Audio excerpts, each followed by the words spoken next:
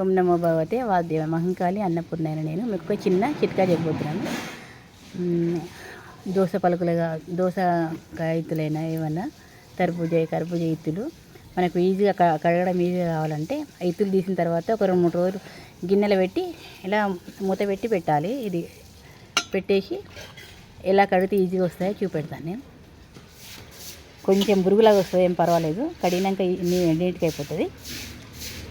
ఈ పలుకులు ఒలుచుకోవాలి తినాలనుకునే వారి కోసం చిట్కా.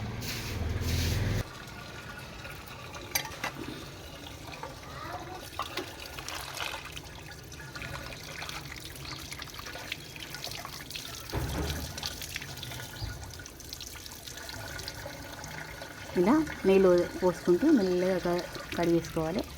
ఒక జల్లిది బుట్ట తీసుకోవాలి. స్టీల్ది జల్లెడ ఉంది, ప్లాస్టిక్ది అయినా సరే ఏదైనా సరే జల్లి బుట్ట తీసుకొని ఇలా కడిగేస్తే మొత్తం ఆ గుజ్జులాగా అంతా వెళ్ళిపోతుంది. వెళ్ళిపోయిన తర్వాత గింజలు మనకి ఈజీగా వస్తాయి అన్నమాట. ఇది ఒక చిన్న చిట్కా. చూడండి ఎలా వచ్చాయి, మన గుజ్జు అంతా వెళ్ళిపోయింది, గింజలు ఈజీగా వచ్చాయి చూడండి, నీట్గా వచ్చాయి చూడండి. ఈ గింజలు ఇట్లా పచ్చి కూడా పొట్టు తీస్తే పలుకులు వెళ్తాయి, లేకపోతే ఇవి ఎండకు పెట్టేసుకుంటే కూడా మనకు ఈజీగా ఒలుసుకోవచ్చు.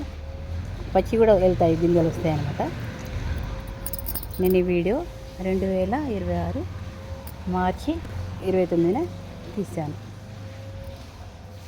మీకు కనుక ఈ చిట్కా నచ్చినట్లు అనిపిస్తే సబ్స్క్రైబ్ చేయండి, లైక్ చేయండి, షేర్ చేయండి, బెల్ ఐకాన్ కొట్టండి, కామెంట్ బాక్స్లో కామెంట్ పెట్టండి. మీరు కూడా ఇలా ట్రై చేసి చూడండి.